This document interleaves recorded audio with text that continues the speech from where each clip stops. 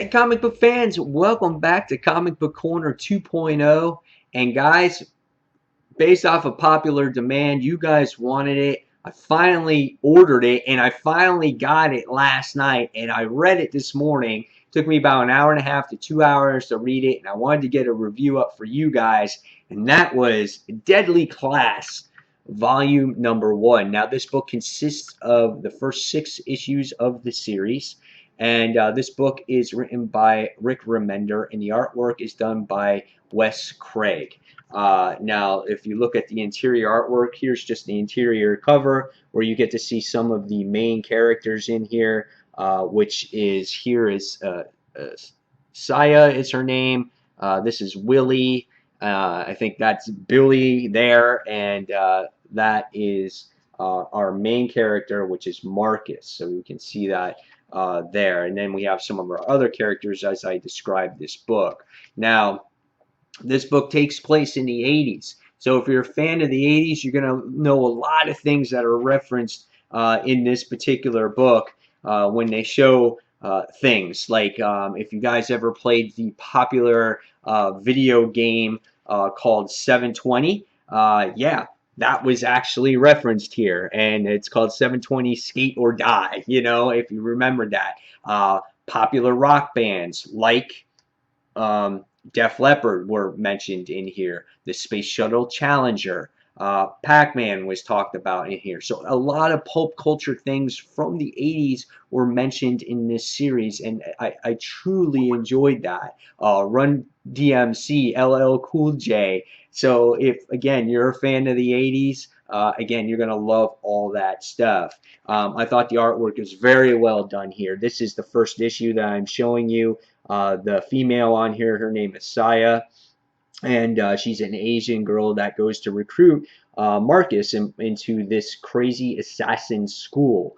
That's right, guys. This is an assassin school. These children are from great families of, you know, gangsters, mobsters, you know, gangbangers, whatever it is. And it's just this crazy school. Now, Marcus is let into this school as kind of like independent. He doesn't come from a long list of history or generations of a family name into this prestigious guild of assassin school.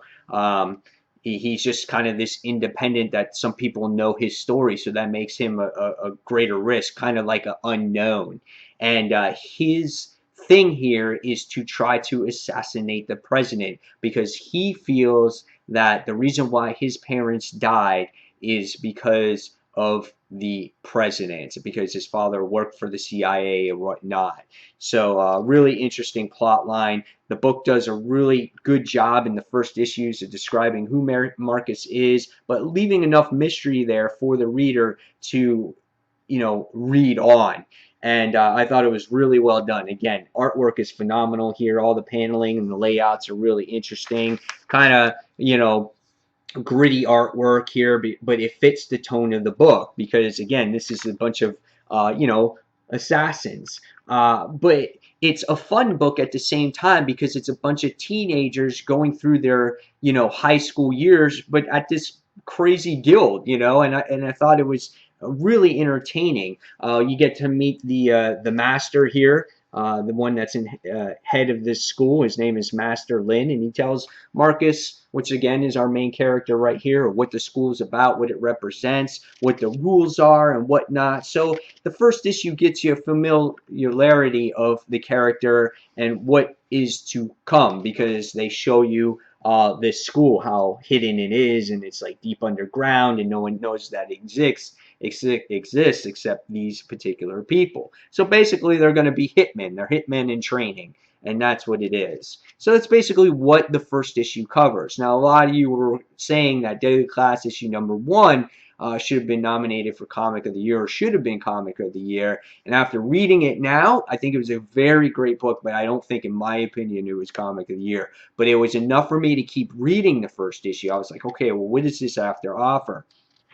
So as the series progresses, you learn a little bit more about the actual story, about Master Lynn, where the school came from, who Marcus is. And then the story kind of branches out now into your normal first day of school, we all remember our first day of school and the first days of high school and how much peer pressure there was and how it was to fit in. And I think that the issue or the volume did a very good job at describing this, fitting in with the cliques and who everybody was. And you get to see Marcus go to his locker, try to find his locker, and people making fun of him and whatnot. And you get to see some maybe potential love interests here. This female right here with the bow in her hair, her name is Maria.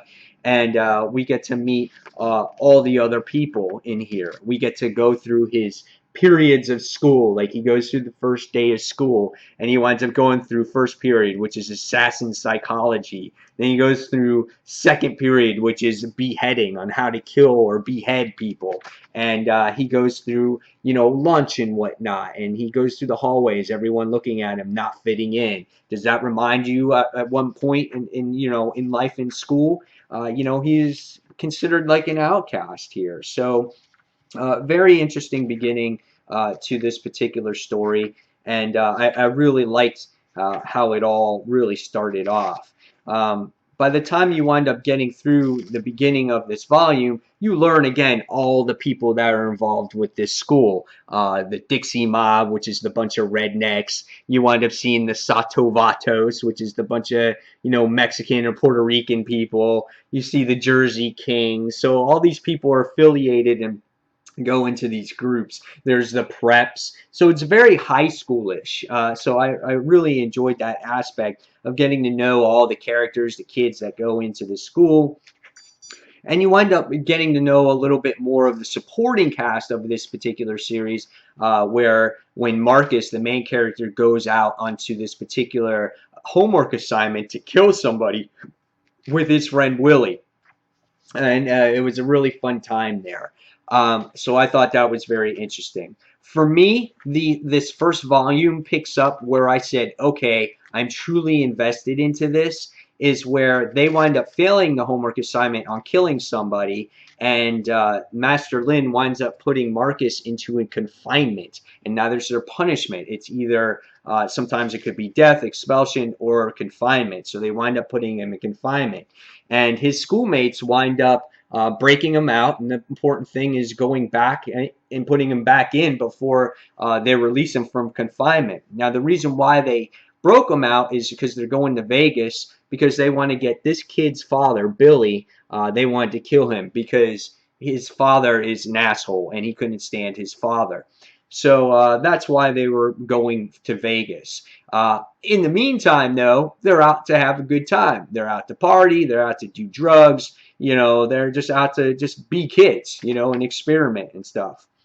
As the series progresses, you get to see the drug use. You get to see the, the more of that 80s nostalgic stuff like Def Leppard and the cocaine and the LSD and all that drug use and all that other stuff, which was kind of comical. And it gets even more crazy as the issue progresses. We get to see that they get sold a bunch of bad drugs, and when they get to be sold more drugs, what happens is we get to see our main character, Marcus, trying to fit in with the other kids, trying to be cool. So he winds up taking a whole bunch of acid, and he winds up tripping balls. And this is when the book gets so comical for me. He winds up sitting there, seeing digital mountains, and he's just like freaking out, and his friends are trying to calm him down. And they go to Vegas where they're supposed to go, and he's just seeing all these crazy hallucinations, and he's just like, whoa, man. He's like, I don't know what's going on. He sees Ronald Reagan who thought he killed his parents and all kinds of stuff. And again, another major plot point here is that Maria is the one attracted to Marcus, and there's this relationship between the two, or she's trying to start this relationship. But Marcus is interested in the Asian, which is Saya. So it's kind of like this love triangle that happens. So by the time we wind up moving forward, yes, again, we see all kinds of acid trippiness going on. We wind up seeing that Marcus goes and he helps his friend kill his father, and that's what happens there. And we see Maria winds up wanting to finally hook up with Marcus in the issue, and a big thing that happens is her boyfriend followed her there, and a big battle erupts between the characters, and there's this crazy battle that happens where everyone is just about get killed.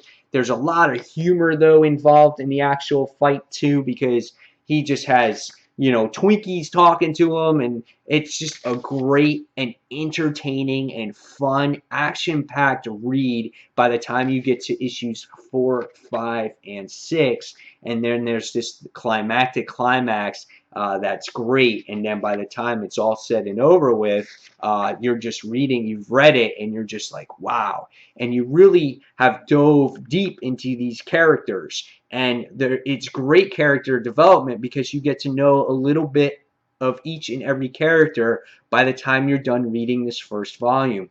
And I really enjoyed it. I think Rick Remender did a great job at writing this particular book. It gets so intense at the end of it, and you're on the edge of your seat. I could not put this book down.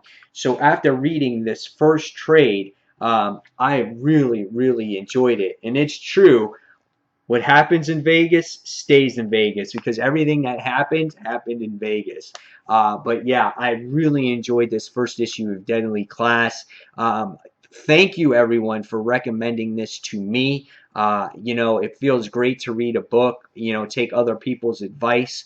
Again, that's what I try to do for everybody on, you know, YouTube that watches my comic book reviews, and it's good to get it back. So whenever you guys can recommend any more books to me, I'll take it into consideration, and I'll do my best to read them. This was fantastic, guys. So again, thank you. So after reading this entire trade, I'm going to give this a 4.5 out of 5 stars. A little bit slow developing for me. After this third, fourth issue, I finally got vested into it. And sometimes it takes that for a series to catch on. So guys, hopefully you enjoyed my review of the first volume of Deadly Class. And now I gotta go find 7, 8, and 9, and then I can read issues number 10. So fans, as always, thank you for watching Comic Book Corner 2.0. And until the next comic book review, this is Mike signing off. Thanks for watching, fans. See you soon. Bye.